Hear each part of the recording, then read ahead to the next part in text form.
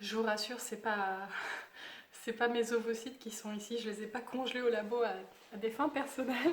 Ce sont des glaçons et je me brûle les doigts depuis tout à l'heure. Bonjour à tous et bienvenue dans cette nouvelle vidéo. Aujourd'hui, je vais vous parler de la congélation d'ovocytes pour convenance personnelle. Et oui, ça me prend comme ça, un beau matin de février, j'ai envie de parler de ça. Je vais essayer d'être crédible malgré... comment dire, cette petite mèche qui me décrédibilise aussi bien dans mes vidéos qu'au travail, hein, dans la vie de tous les jours, mais bon. Alors je vais d'abord commencer par expliquer ce que c'est que la congélation d'ovocytes. En fait, les ovocytes, donc c'est la réserve d'œufs qu'une femme a au cours de sa vie pour avoir des enfants, en fait. œufs, ovocytes qui sont libérés tous les mois lors des cycles menstruels. Non, je suis en train de dire une énorme connerie. Enfin, au cours du cycle, et puis lors des règles, ils sont évacués. Bref, je commence à rentrer dans un cours de bio dont tout le monde se fiche. Et en fait, la femme a à la naissance un stock d'ovocytes qui va être le même tout au long de sa vie. Et au fur et à mesure de sa vie, la femme va vieillir, se flétrir, telle une rose de la Saint-Valentin qui commence à s'écrabouiller. Et ces ovocytes, bien sûr, vieillissent avec elle. Et c'est pour cette raison que la fertilité des femmes baisse quand même drastiquement à partir de 35 ans, puisque ces ovocytes commencent à être un peu vieillissants. Ils diminuent en quantité, mais aussi en qualité, et du coup, c'est pour cette raison que beaucoup de femmes se retrouvent à 38 ans, 40 ans, à avoir beaucoup de mal à avoir des enfants, étant donné que ces ovocytes qui ont vieilli commencent à présenter des problèmes génétiques et ça crée des fausses couches, etc. Bref, plus une femme vieillit, plus elle va avoir du mal à avoir des enfants, on va dire à partir de 35-37 ans, ça peut devenir compliqué. Et du coup, la congélation d'ovocytes, là je vais parler pour convenance personnelle, ça serait d'avoir la possibilité de congeler ces ovocytes à un moment où ils sont frais et dans leur toute jeunesse en fait, pour pouvoir les réimplanter plus tard quand une femme a entre 40 ans et 50 ans, pour pouvoir avoir un enfant à partir d'ovocytes qui sont encore viables. Ce qui permettrait à la femme de repousser plus loin sa fertilité et de ne pas se retrouver quasiment infertile à partir de 40 ans. Alors maintenant, je vais vous parler de la législation. Législation, c'était trop dur à dire. Ne cherchez pas d'où vient cet accent, il vient de nulle part. J'ai beaucoup bossé pour cette vidéo. Admirez quand même le travail. Donc en fait, la France limite la congélation d'ovocytes à 3 cas. La procréation médicalement assistée pour les couples qui ont des problèmes de fertilité. Le traitement médical ou des pathologies susceptibles d'altérer la fertilité, par exemple des femmes qui vont être sous chimiothérapie, en gros ça va griller les ovocytes, donc on leur propose de congeler leurs ovocytes avant pour pouvoir être réimplantées plus tard si elles souhaitent avoir des enfants, ou des pathologies susceptibles d'altérer la fertilité, c'est par exemple une endométriose sévère. Et enfin, depuis 2015, on peut congeler ses ovocytes quand on fait un don d'ovocytes. Parce qu'en fait, en France, les dons d'ovocytes sont tellement faibles que pour encourager ça, il y a une loi qui a permis de faire en sorte que quand on donne ses ovocytes, on peut aussi garder un peu des ovocytes qu'on donne. Enfin, on garde une partie des ovocytes pour son utilisation personnelle, sachant que c'est une utilisation en cas de PMA, donc normalement en cas de problème de fertilité, quoi. Par contre, la France n'autorise pas l'utilisation des ovocytes pour convenance personnelle, c'est-à-dire pour augmenter la durée de fertilité d'une femme, dire bah voilà, moi j'ai 35 ans, j'ai pas encore trouvé l'homme de ma vie, je vais congeler mes ovocytes et puis je m'en servirai dans 10 ans. Ça, c'est pas autorisé en France. Par contre, c'est autorisé dans la plupart des pays européens, enfin je dis la plupart, c'est au moins autorisé en Belgique, en Italie et en Espagne, et je crois que c'est également autorisé au Royaume-Uni, il faudra que vous vérifiez. Alors la question que je vais essayer de poser dans cette vidéo, c'est un peu la même question que j'avais posée pour la pilule. Je ne sais pas si vous vous souvenez pour les gens qui me suivent régulièrement, mais j'avais fait une vidéo sur la pilule, est-ce que c'était un véritable progrès ou une véritable libération de la femme? Et bien pour la congélation d'ovocytes, j'ai envie de poser la même question. J'ai envie de réfléchir et de me dire... est-ce que c'est quelque chose qui est une libération pour les femmes ou pas? Quels sont les arguments pour et quels sont les arguments contre? Et c'est de vous donner mon avis le plus objectif possible, sachant que, bien sûr, c'est comme d'habitude dans les vidéos, ça n'est que mon avis, ça n'engage que moi. Alors, les personnes qui sont pour la congélation d'ovocytes ont plusieurs arguments. Le premier, c'est que c'est de plus en plus compliqué pour les femmes d'avoir des enfants jeunes, étant donné qu'on a la durée des études qui s'allonge, que c'est de plus en plus compliqué d'avoir un travail stable et une situation financière stable avec les crises économiques que l'on a depuis des dizaines d'années.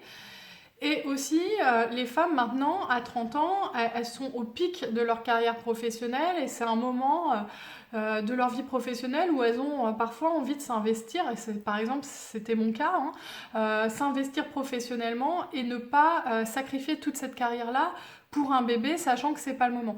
Donc du coup, on arrive avec des gens qui ont la trentaine et qui ont des projets personnels et professionnels qui laissent peu de place, voire pas de place du tout, à l'arrivée d'un bébé.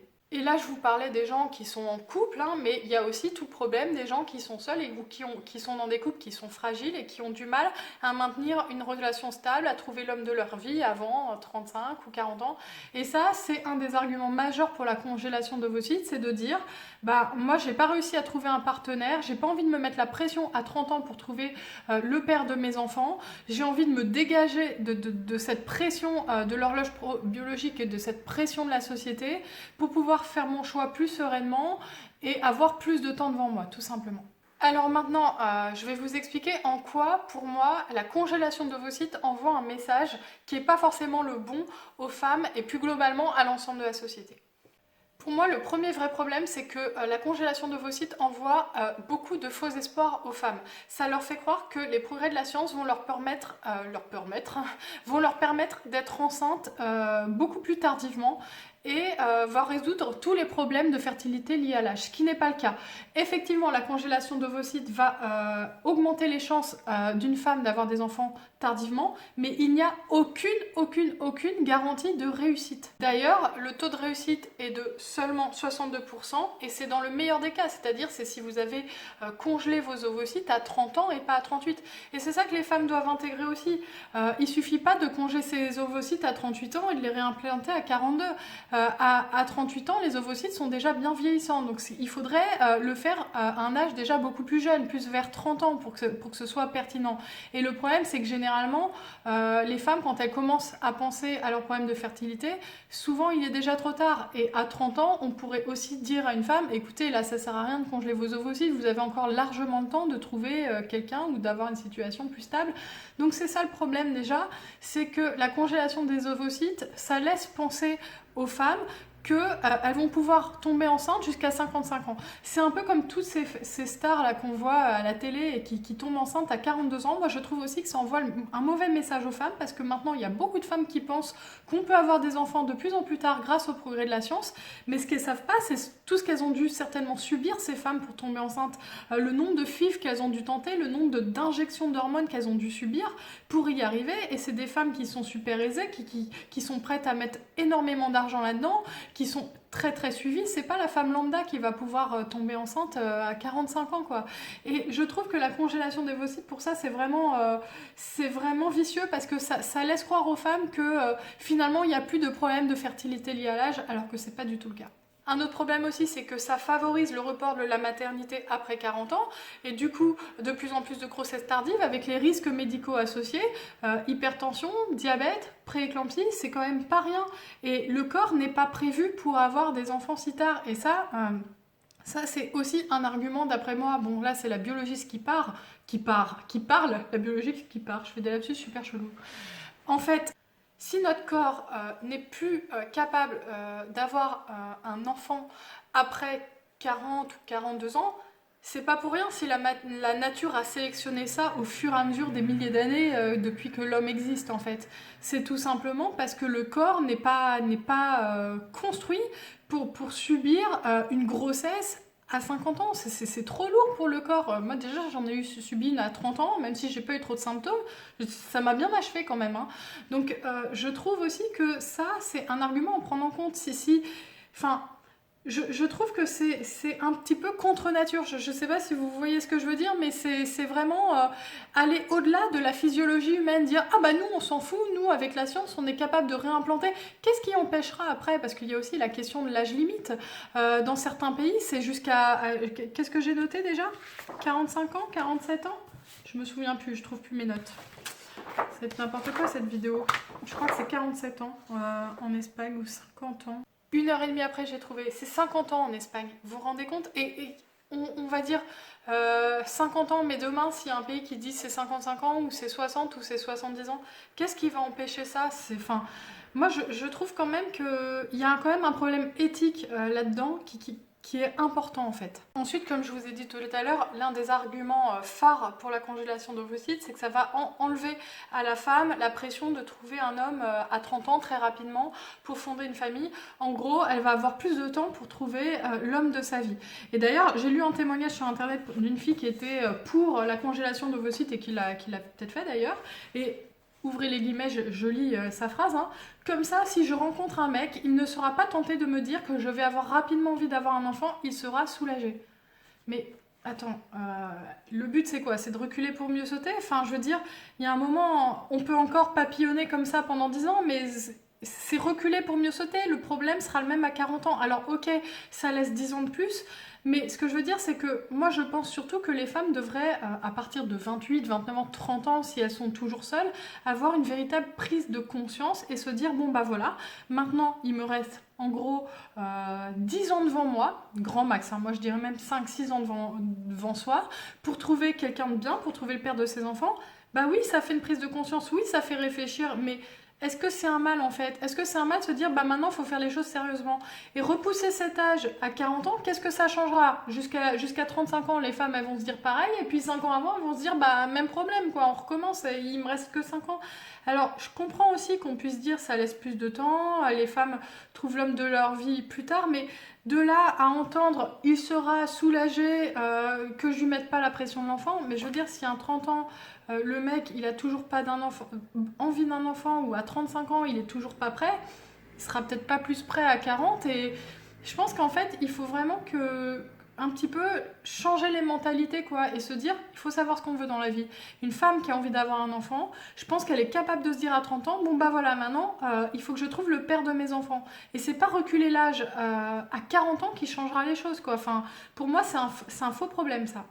Et surtout, l'argument qui vient souvent, c'est oui, j'ai eu du mal à trouver un homme qui me convienne et tout. Et ça, je peux très bien comprendre. Moi, c'est vrai que j'ai eu la chance de trouver mon conjoint très jeune. Hein. Je l'ai rencontré à 18 ans, donc forcément, peut-être que je comprends pas ce que c'est que de sauter de relation en relation, de tomber que sur des mecs, comme j'ai lu, allergiques de l'engagement, etc.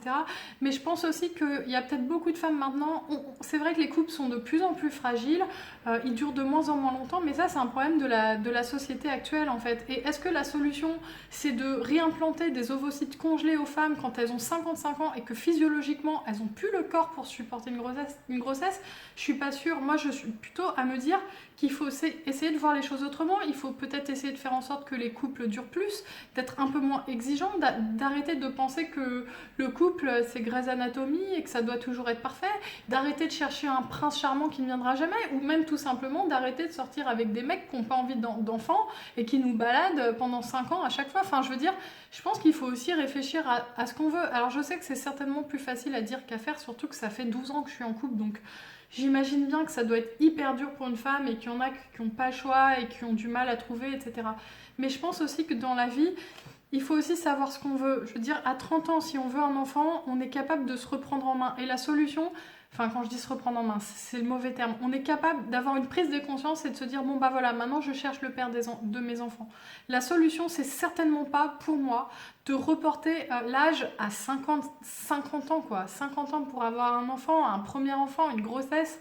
Non, moi je trouve que c'est...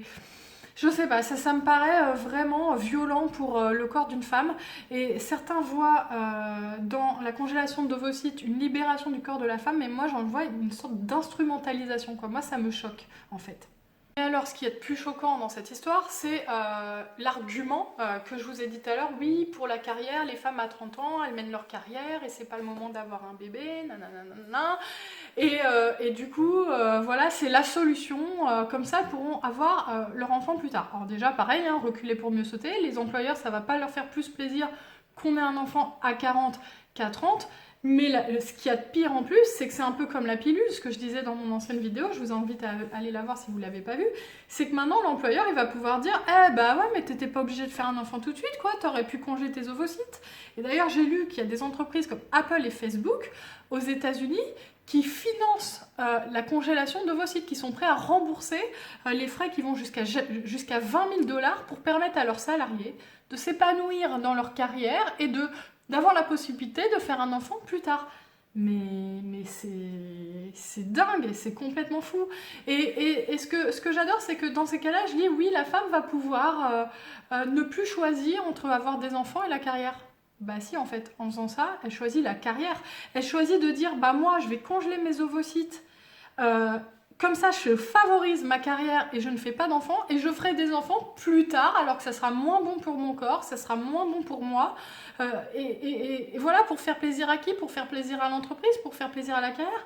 Mais je veux dire, quand on veut des enfants, il faut aussi savoir ce qu'on veut. Alors, c'est clair que ça fait du mal à une carrière, hein, on va pas se cacher. C'est malheureux. Moi, je suis la première, je me suis fait virer à la suite de ma première grossesse en plein congé maternité.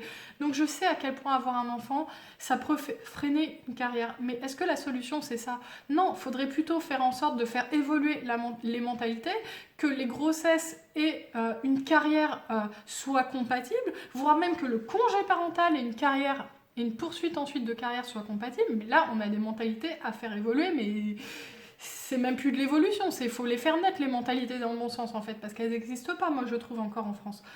Poser un congé parental d'1 an ou 2 ans quand un vrai poste de cadre à responsabilité, moi j'en connais pas beaucoup qui le font. Hein. Donc pour moi, il faudrait plutôt faire évoluer les mentalités dans ce sens-là, plutôt que dire « Ah bah la solution c'est tu congèles tes ovocytes et puis tu feras plus tard », mais à 50 ans déjà ça sera le même problème. Enfin, moi ça me choque profondément ça. Et sur le plan carrière, c'est l'argument qui me choque le plus. Dire « Ah bah on va congeler tes ovocytes comme ça tu vas pouvoir continuer ta carrière », mais de toute façon même à 40 ans ça va pas leur faire plus plaisir. Bientôt, on va nous dire tu feras tes enfants à la retraite, tu te feras réimplanter ou tu te fais implanter, j'allais dire pendant tes vacances. Il faudrait vraiment avoir de longues vacances, mais enfin, je sais pas, ça me choque profondément cet argument-là. Et enfin, ce qu'il ne faut pas oublier, c'est que cette manière de préserver la fertilité de la femme par la congélation d'ovocytes, c'est un protocole qui est hyper lourd physiologiquement pour la femme. C'est des injections d'hormones tous les jours pendant plus de 15 jours, c'est de la stimulation ovarienne, c'est des ponctions sous anesthésie, et ensuite... Donc là, c'est juste pour prélever les ovocytes. Après, c'est des traitements par FIV. Quand la femme veut se faire réimplanter, c'est du FIV. Donc c'est très très lourd. Donc dire que c'est une libération de la femme, moi j'ai de sérieux doutes quand même, vraiment. Pour moi, il y a autant de la libération de la femme que de l'instrumentalisation de la femme. Et c'est pour ça que je pense qu'il faut réfléchir. Parce que ce que je vois souvent dans les articles sur la congélation d'ovocytes, c'est oui, la France est en retard sur le sujet. Mais non, la France n'est pas en retard sur le sujet. La France, contrairement à d'autres pays d'Europe, a des lois de bioéthique très très fortes. Et heureusement quelque part. Et moi, je suis contente que la France protège à ce point les individus en fait. Parce que le problème en fait, c'est que avec toutes ces lois quelque part libertaires, qui sont des lois pour faire avancer les désirs individualistes en fait, je sais pas comment expliquer là, j'ai l'impression que je m'embrouille, mais en gros on a de plus en plus de lois qui vont dire oui mais elle la pauvre, elle a pas réussi à avoir d'enfants, etc., etc., etc. Mais une loi c'est pas faite pour faire plaisir aux individus. Les lois, c'est fait pour protéger la collectivité, en fait. C'est fait pour protéger un ensemble. Et je pense que ces lois de bioéthique protègent l'ensemble des femmes et l'ensemble de la société, en fait. Alors, c'est sûr que c'est très très triste pour la femme qui a 42 ans et qui vient dans le cabinet d'un médecin en pleurant, en disant « Je comprends pas, je viens de me rendre compte que je suis pas fertile ». Mais je pense que les femmes d'aujourd'hui sont quand même suffisamment informées pour savoir que si elles veulent des enfants, il faut essayer de ne pas attendre. Bon bah voilà, cette vidéo est terminée, j'espère qu'elle vous aura plu. Si c'est le cas, n'hésitez pas à la commenter, à me dire ce que vous pensez du sujet, même si vous n'êtes pas d'accord et même si vous avez 38 ans, que vous êtes désespéré et que vous avez vraiment envie d'avoir un enfant. En fait, je comprends le désespoir et je comprends ces femmes-là. Honnêtement, je comprends et je suis sûre que je serai dans la même situation. Je voudrais que ce soit accessible. J'essaie juste de prendre du recul et de ne pas réfléchir en prenant en compte voilà, les problèmes individuels qui sont terribles, c'est sûr. Mais voilà. Donc je vous comprends si vous avez envie de congeler vos ovocytes. Vous avez toujours la possibilité de le faire dans d'autres pays. Peut-être qu'un jour cette loi passera et me donnera tort et c'est pas grave, c'est comme ça, c'est la vie. Et je vous dis à bientôt dans une prochaine vidéo.